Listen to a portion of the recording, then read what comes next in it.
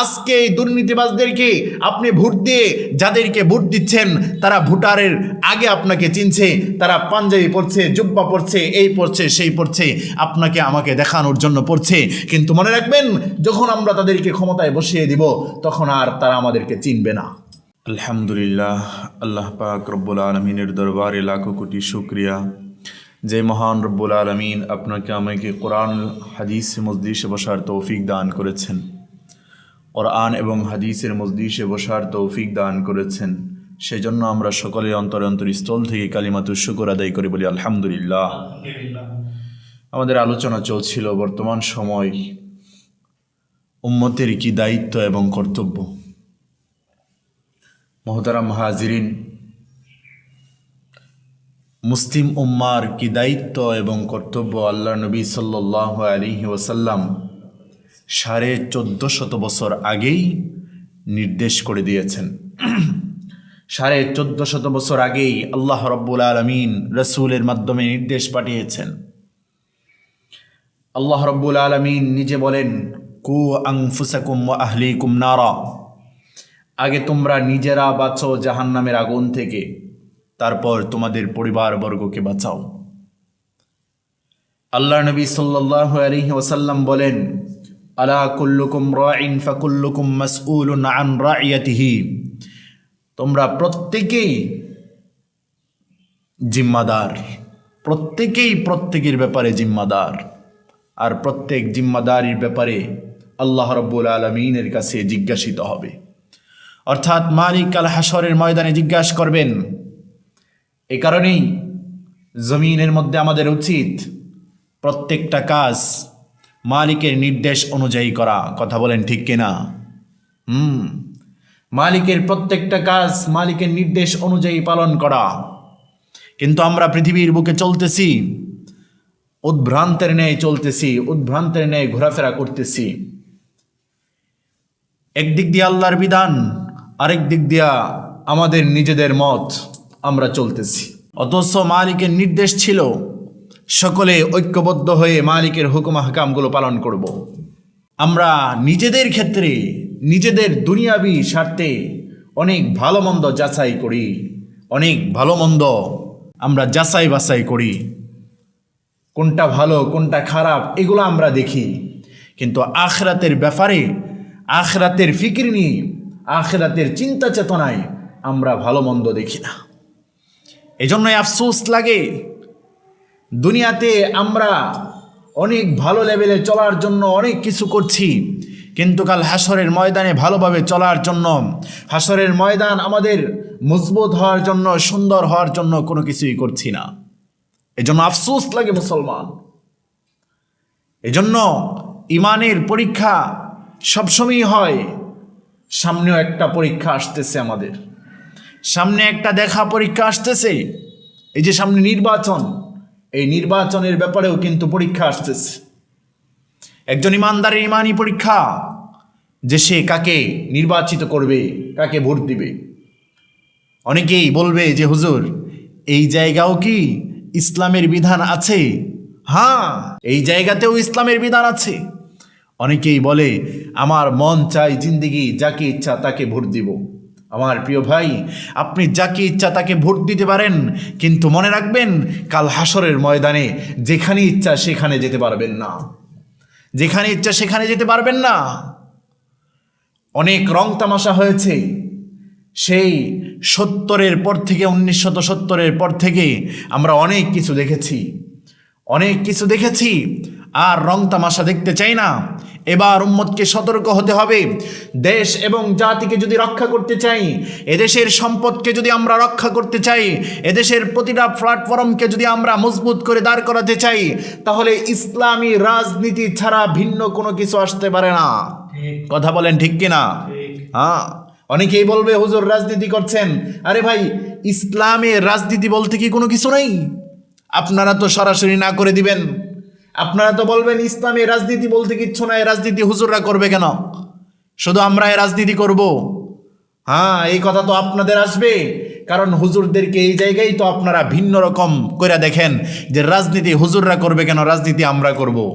আমাদের বুঝতে বাকি নাই যে আপনারা এই রাজনীতি কেন করবেন। আপনারা রাজনীতি মানে বেছে নিয়েছেন সম্পদ লুটে খাওয়া, আপনারা রাজনীতি মানে বেছে নিয়েছেন জনগণের উপর জুলুম করা, আপনারা রাজনীতি মানে বেছে নিয়েছেন জনগণের সম্পদগুলো আত্মসাৎ করে বাহিরে পাচার করা। এই কারণে আপনারা এই রাজনীতিকে আপনারা কখনো সহ্য করতে পারেন না যে হুজুররা রাজনীতি করুক। আরেকটা আপনারা বুঝেন ভালো করে যে হুজুররা রাজনীতি করলে এই সমস্ত দুর্নীতি সবগুলা বন্ধ হয়ে যাবে, আপনাদের সহ্য হবে না। এই জন্যই হুজুরদেরকে রাজনীতিতে আসতে দেখতে চান না। কিন্তু উম্মতকে সতর্ক করতে চাই, আপনারা ভালো করে বুঝবার চেষ্টা করুন। বর্তমান পরিস্থিতি আসছে জাতি এবং দেশ এবং জাতির সম্পদগুলো রক্ষা করবার, জাতির ঈমান রক্ষা করার জন্য, দেশকে রক্ষা করার জন্য যোগ্য যদি আমরা শাসক, যোগ্য যদি আমাদের নেতা নিযুক্ত করতে পারি, তবেই আমরা সফল কাম হতে পারবো। সেই সুযোগ আল্লাহ রাব্বুল আলামিন করে দিয়েছেন। এ কারণে আল্লাহর নবী বলেন, আলা কুল্লুকুম রাইন ফাকুল্লুকুম মাসউলুন আন রাইয়াতিহি। আমরা প্রত্যেকেই জিম্মাদার, আমরা প্রত্যেকেই জিম্মাদার।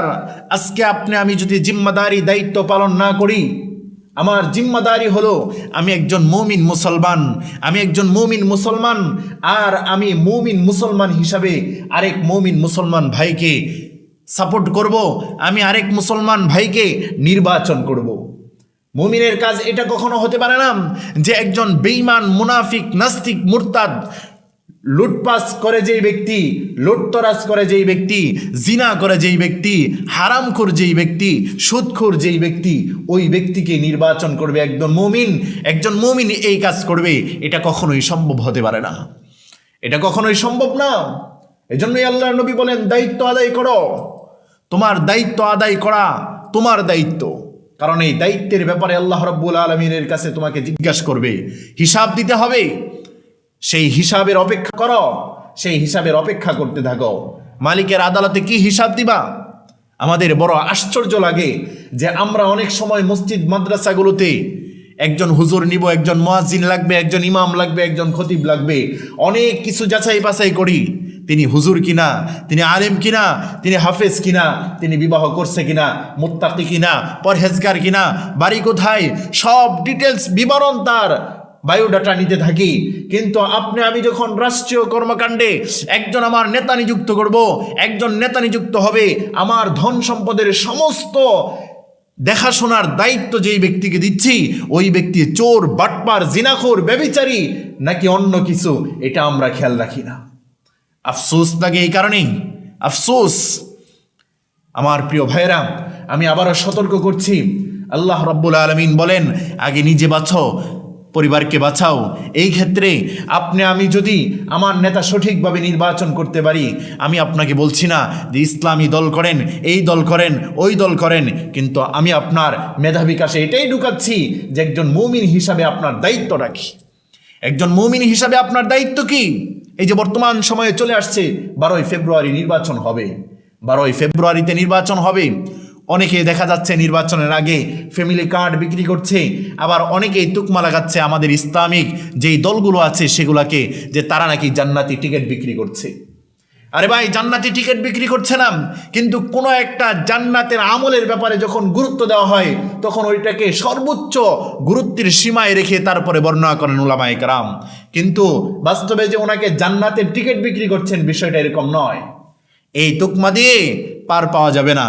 আর আপনারা যে ফ্যামিলি কার্ড বিক্রি করছেন, হ্যাঁ বুঝলাম আমরা যে আপনারা ফ্যামিলি কার্ড এই উম্মতকে দিবেন, জাতিকে দিবেন, কিন্তু আপনারা তো সেখানে বসে দিবেন আপনাদের যে আরো নেতাকেতা আছে, যাদের মাধ্যমে এই ফ্যামিলি কার্ড ফ্যামিলির কাছে পৌঁছাবেন, ওই ব্যক্তির মাধ্যমে, ওই সত্তার মাধ্যমে, ওই চেয়ারম্যান বা মেম্বার বা এমপির মাধ্যমে যে আপনি কার্ডটা পৌঁছাচ্ছেন, ওই কার্ডটা কি আসলেই বাস্তবে কি ওই পরিবারের কাছে, ওই ফ্যামিলির কাছে পৌঁছবে? আমরা তো বিগত সরকারের আমলে দেখেছি কত কিছুই তো দিয়েছিল, কিন্তু কই পাই নাই, এই জাতি পাই নাই। অতএব এই সমস্ত কাজ বাদ রেখে জাতির পরিপূর্ণ হকগুলো আদায় করার চেষ্টা করুন। আর আমি আরেকটা কথা বলছি, আমাদের যতগুলো দল আছে, কেউ কারো বিরোধিতা না করে নিজের দলের নিজে মেহনত করতে থাকেন, নিজের চেষ্টা নিজে করতে থাকেন, কেউ কারো বিরোধিতায় নয়, কেউ কারো বিরোধিতায় নয়। এজন্য আমি উম্মতকে সতর্ক করছি, উম্মত আমাদের শ্রেষ্ঠ নবী, শ্রেষ্ঠ উম্মত এই হিসাবেই হওয়া যায় যারা সৎ কাজের আদেশ করে, অসৎ কাজের নিষেধ করে। আমি শুধু আপনাদেরকে পরামর্শ দিচ্ছি। আল্লাহ রাব্বুল আলামিন বলেন যে পুণ্যবান কাজ এবং পরহেজগারিতা, মুত্তাকি, সবর ইত্যাদির কাজে পরামর্শ দাও, সুন্দর পরামর্শ করো তোমরা, আর অন্যায় অপকর্ম ইত্যাদির ব্যাপারে পরামর্শ দিও না। সেজন্যই আপনাকে আমি লক্ষ্য করে বলছি, আমরা এই যে আসন্ন নির্বাচনে, যে জাতীয় সংসদ নির্বাচনে আমরা ভোট দিব, ঠিক আছে, ভোট দেন, যার মন চায় যাকে ইচ্ছা তাকে দেন, কিন্তু সতর্ক রাখবেন একজন মুমিন হিসাবে, একজন মুসলমান মুত্তাকি পরহেজগার ব্যক্তি আপনার আমার ভোট সমর্থন পাওয়ার যোগ্য, যেই ব্যক্তি এই দেশকে সুন্দরভাবে পরিচালনা করবে, যেই ব্যক্তি এই জাতির উপকারে আসবে, জাতির প্রতিটা বোঝাকে এই জাতির প্রত্যেকটা হকদারের কাছে পৌঁছায়া দিবে। যেরকমভাবে আল্লাহর নবী প্রতিটা হকদারের কাছে তাদের হক পৌঁছায়া দিয়েছিলেন, যেরকমভাবে হযরত ওমর ইবনুল খাত্তাব রাদিয়াল্লাহু তাআলা আনহু পৌঁছিয়ে দিয়েছিলেন, যেরকমভাবে হযরত আলী রাদিয়াল্লাহু তাআলা আনহু পৌঁছিয়ে দিয়েছিলেন, যেরকমভাবে হযরত আবু বকর পৌঁছিয়ে দিয়েছিলেন, যেরকমভাবে হযরত উসমান গনি রাদিয়াল্লাহু তাআলা আনহু পৌঁছিয়ে দিয়েছিলেন, যেরকমভাবে মুসলমানদের প্রতিটা রাষ্ট্রের, প্রতিটা মুসলিম কান্ট্রির মুসলমান শাসকদের যেই দায়িত্ব ছিল পরিপূর্ণভাবে দায়িত্ব পৌঁছিয়ে দিয়েছিলেন, ঠিক তেমনিভাবে বর্তমান সময়েও আহলে হক উলামায়ে কেরাম রাজনীতিতে এসেছেন, তারাও সেই দায়িত্বকে পরিপূর্ণভাবে আদায় করবার জন্য, রাস্তাঘাট নির্মাণ করার জন্য, আপনার হকগুলো পরিপূর্ণভাবে আপনার কাছে পৌঁছিয়ে দেওয়ার জন্য এই দায়িত্ব কাঁধে নিতে চাচ্ছেন। অতএব এখন আপনারই দায়িত্ব। আপনি কি এই সমাজকে সুন্দরভাবে বিনির্মাণ করতে চান? আপনি কি এই সমাজকে সুন্দরভাবে গঠন করতে চান? এটা আপনার দেখার বিষয়। হ্যাঁ, আপনি দেখবেন, কিন্তু মনে রাখবেন, আজকে এই দুর্নীতিবাজদেরকে আপনি ভোট দিয়ে যাদেরকে ভোট দিচ্ছেন, তারা ভোটারের আগে আপনাকে চিনছে, তারা পাঞ্জাবি পরছে, জুব্বা পরছে, এই পরছে, সেই পরছে, আপনাকে আমাকে দেখানোর জন্য পড়ছে। কিন্তু মনে রাখবেন, যখন আমরা তাদেরকে ক্ষমতায় বসিয়ে দিব, তখন আর তারা আমাদেরকে চিনবে না। এ কারণেই অতীতে আমাদের অনেক হয়েছে, অতীতে আমরা অনেক ভোট দিয়েছি, অনেক বিপদে পড়েছি। আল্লাহর নবী এই কথাটাও বলেন, লা ইউলদাগুল মুমিনু মিন জুহরি ওয়াহিদিম মাররাতাইন, এক মুমিন একই গর্তে দুইবার দংশিত হয় না, দুইবার পড়ে না। অর্থাৎ আমরা বহুবার বিপদে পড়েছি। আল্লাহর নবী সতর্ক হলো, বিপদে যা পিছনে পড়েছ, এখন আর পড়ার কোনো সুযোগ নাই, পড়ার দরকার নাই, সেই সুযোগ, সেই সময় এসেছে। এর পরেও যদি কোনো মুমিন, কোনো মুসলমান সেই অতীতের বিপদে ঝাঁপিয়ে পড়ে, তাহলে আল্লাহর নবী বলেন, এটা তুমি নিজের পায়ে নিজে কুড়াল মারলা। সেই সুযোগ বাদ দাও। বর্তমান সময়ে আহলে হক উলামায়ে কেরাম আছেন, আমাদের দাড়িপাল্লা আছে, রিকশা আছে, হাত পাখা, যত ইসলামিক দলগুলো আছে, আপনি তাতে ভোট দিতে পারেন, ইসলামকে জয়যুক্ত করতে পারেন। এই রাষ্ট্রে, এই বাংলাদেশের মধ্যে সবুজ শ্যামল সুন্দর এই বাংলাদেশে আপনি কোরআনের রাজ কায়েম করতে পারেন।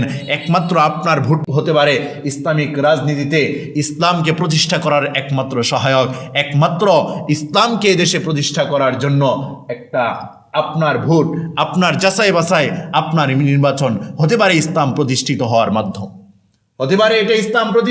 মাধ্যম, অতএব মনে রাখবেন, আজকে যদি এত সুন্দর দিক নির্দেশনা বাদ দিয়েও যদি জান্নাতের আশা ছেড়ে আপনি বিপদগামী হন, তাহলে আপনি নিজের পায়ে নিজে কুড়াল মারলেন। অতএব সতর্ক থাকবেন। উলামায়ে কেরাম রাজনীতিতে এসেছেন ইসলাম প্রতিষ্ঠা করার জন্য, খেলাফত প্রতিষ্ঠা করার জন্য। যদি এই জমিনের মধ্যে খেলাফত প্রতিষ্ঠা হতে পারে, ইসলাম প্রতিষ্ঠিত হতে পারে, তাহলে আপনার আমার জানমাল সমস্ত কিছুই হেফাজতে থাকবে ইনশাআল্লাহ। তাহলে এখন থেকেই সতর্ক হতে হবে। শুধু ইমাম নির্বাচিত নয়, ইমামের সব কিছু দেখে নির্বাচন করব, বিষয়টা এরকম নয়। আপনার আমার রাষ্ট্রে যেই ব্যক্তি থাকবে, আপনার আমার দেখাশোনা যেই ব্যক্তি করবে, আপনার আমার সমাজ দেখাশোনা যেই ব্যক্তি করবে, আপনার আমার ইউনিয়ন দেখাশোনা যেই ব্যক্তি করবে, থানা দেখাশোনা যেই ব্যক্তি করবে, রাষ্ট্র পুরা দেশ দেখাশোনা যেই ব্যক্তি করবে, ওই ব্যক্তিকেও আমরা নির্বাচন করে সুষ্ঠুভাবে সুন্দরভাবে সব কিছু দেখে দেখে সে চুরি করে কিনা, জিনা করে কিনা, ব্যভিচার করে কিনা, সম্পদগুলো বাহিরে পাচার করে কিনা, সেই সমস্ত বিষয়গুলো দেখে আমরা ব্যক্তিকে নির্বাচন করব ইনশাআল্লাহ। আল্লাহ রাব্বুল আলামিন আমাদের সকলকে সুন্দর পরিবেশে সুষ্ঠুভাবে নির্বাচন করার তৌফিক দান করুক এবং সৎ, যোগ্য এবং উপযুক্ত ব্যক্তিকে উপযুক্ত বড় আসনে বসানোর তৌফিক দান করুক। সেই কথা, সেই উদার্ত আহ্বান রেখেই আমি আপনাদের কাছে করজোর আবেদন করছি যে আপনারা সকলেই ভোটের আগেই 12 তারিখের আগেই আপনারা মেধা বিকাশে বসাবেন। কাকে ভোট দেওয়া যায়, কার মাধ্যমে দেশকে সুন্দর করা যায়, সে আশা রেখেই আমি আমার বক্তব্য এখানেই শেষ করছি। ওমা আলাইনা ইল্লাল বালাগ।